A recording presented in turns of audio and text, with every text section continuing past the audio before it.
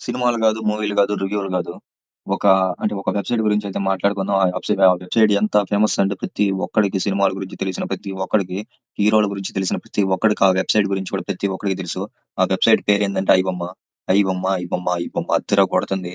అసలా ఎవరైనా గాని ఇప్పుడు ఏదైనా వెబ్‌సైట్ ఉంటే ఏదైనా రిక్వెస్ట్ ఏమన్నా పెడతారు. లేకపోతే ఏదో ఒకటి అసలు కానీ ఆర్డర్ ఐబొమ్మ మాత్రమే ఎప్పుడు గూడా మమ్మల్ని పట్టుకుంటే మిమ్మల్ని అందరిని పతనం జేస్తాను. దిమ్మకి డిస్ట్రాయ్ చేస్తాను. అసలు సినిమా ఇండస్ట్రీ‌నే లేకుండా చేస్తాను అనైతే వార్నింగ్‌ల మీద వార్నింగ్‌లు ఇస్తుంటది ఐబొమ్మ మాత్రం. ఈ ఐబొమ్మ మీద ఇంతకు ముందు గూడా ఒక ఒక ఒక కాంట్రోవర్సీ లాంటిది జరిగింది. ఏం జరిగిందంటే ఐబొమ్మ మీద చాలా మందైతే కంప్లెయింట్ ఇవ్వటం వల్ల చాలా మందైతే ఐబొమ్మ వాళ్ళని పట్టుకోవడానికైతే ట్రై చేశారు. అది తెలిసి ఐబొమ్మ సినిమా వాళ్ళకి ఏమిచ్చిందంటే వార్నింగ్ ఏమిచ్చిందంటే పెంట మీదగా బురదలో రాయేస్తే బురదే మీ మీద పడిద్ది. అదే ఒకవేళ పెంట మీద రాయేస్తే గబ్బు పట్టిపోయిద్ది మీకు. అసలు మీ ఇండస్ట్రీ‌నే గబ్బు పట్టిపోయేటట్టు చేస్తాం అని అయితే వార్నింగ్ అయితే ఇచ్చింది. ఎస్పెషల్‌గా హీరోస్‌కి అంత రెమ్యునరేషన్ ఎందుకు? మళ్ళా పక్కనున్న యాక్టర్స్‌కి సెకండరీ పక్కనుంటారు కదా! హీరో క్యారెక్టర్ పక్కన వాళ్ళకి మళ్ళా మిగతా వాళ్ళకి అంత తక్కువ రెమ్యునరేషన్ ఎందుకు? వీటన్నిటి మీద మేము మాట్లాడకుండా మా పని మేము చేసుకుంటాం. మీ పని మీరు చేసుకోండి. లేకపోతే దద్దరిల్లిపోయిద్ది అనైతే ఒక వార్నింగ్ అయితే ఇచ్చారు ఐబొమ్మోళ్ళు. కానీ వాటన్నిటిని పట్టించుకోకుండా అప్పుడైతే భయపడ్డారు. కానీ ఇప్పుడు మాత్రం చాలా మంది నిర్మాతలు డైరెక్టర్లు, సినిమాలు తీసినోళ్ళు చాలా మంది కంప్లెయింట్ ఇవ్వటం వల్ల మళ్ళా దాని మీద విచారణ చేసి కొంత ఒక అతన్నైతే పట్టుకోవడం అయితే జరిగింది. అతని పేరేందంటే ఇమ్మడి రవి. అతనేందంటే కొంతకాలం కొన్ని రోజుల క్రితమే హైదరాబాద్ అయితే వచ్చాడు. హైదరాబాద్ రాగానే అయితే హైదరాబాద్‌లో కూకట్పల్లిలో అయితే పట్టుకోవడం అయితే జరిగింది అతన్నైతే. అతను ఫ్రాన్స్ నుంచయితే వచ్చాడు. ఫ్రాన్స్ నుంచి ఈళ్ళని పట్టుకోవడానికి వచ్చినట్టున్నాడు పట్టుకోవడానికి.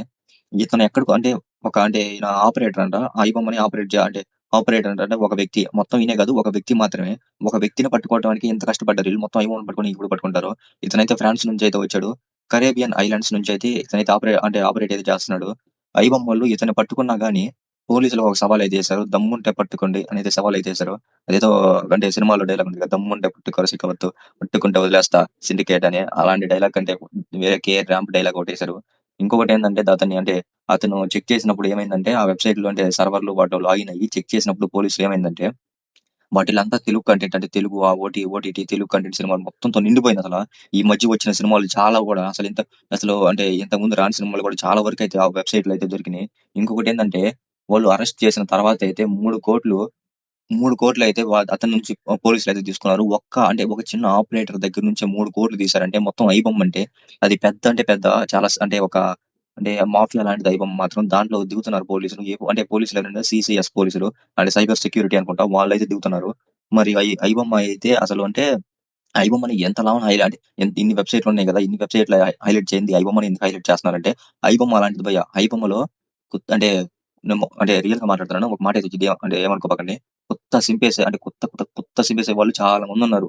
వాళ్ళతో పెట్టుకుంటే దద్దరిల్లిపోయిద్ది భయ్యా. అలాంటోళ్ళు పెద్ద పెద్దోళ్ళు గూడా దాంట్లో అయితే లింకే ఉన్నారు గాబట్టే వాళ్ళు అన్ని సార్లు గూడా వార్నింగ్ ఇచ్చారు. వాళ్ళేమో చిన్న చిన్న టాలీవుడ్ హీరోస్‌కేమి ఇలా 'ప్రభాస్‌కి', 'చిరంజీవికి', 'పవన్ కళ్యాణ్‌కి' పెద్ద పెద్ద డైనోసార్ లాంటి హీరోస్‌కైతే వాళ్ళైతే ఇచ్చారు. వార్నింగ్‌లు మాత్రం. కాబట్టి వాళ్ళని పట్టుకోవడం అంత సింపుల్ ఏం గాదు. పోలీసులు ట్రై చేస్తున్నారు. కానీ వాళ్ళు మాత్రం చాలా కంట్రీస్‌లోనే తిరుగుతున్నారు.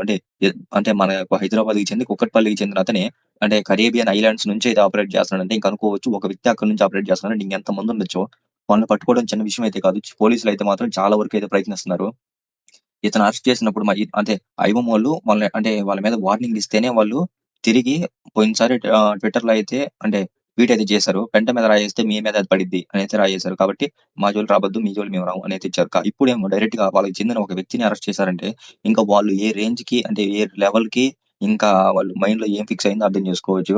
వాళ్ళు అందుకే ఇచ్చారు దమ్ముంటే పట్టుకోండి అంటూ పోలీసులకు సవాల్ విసిరిన ఐబొమ్మ. అంటే అంత డేర్‌గా అయితే విసిరారు. మీరు ఏం పీకలేరు. ఇదిగో నా ఇంటికి కూడా పీకలేరు. ఆ సమానం అనైతే ఇచ్చాడు. మరి చూద్దాం పోలీసులు దీనికి ఎలా రియాక్ట్ అయ్యి, ఎలాంటి చర్యలు తీసుకొని, ఎలాంటి వాళ్ళని పట్టుకుంటారా? పట్టుకోలేరా? ఎలాంటి అప్డేట్స్ మరి ఇంకా కావాలంటే ఖచ్చితంగా సబ్స్క్రైబ్ చేయండి. బెల్ ఐకాన్ ప్రెస్ చేయండి. ఖచ్చితంగా అయితే వస్తాయి. లైక్ బటన్ ప్రెస్ చేయండి. చాలా మందికి రీచ్ అయ్యి చాలా మంది సినిమా వాళ్ళు కూడా చాలా మంది అయితే జాగ్రత్త పడడానికి ఛాన్స్ ఉండిద్ది.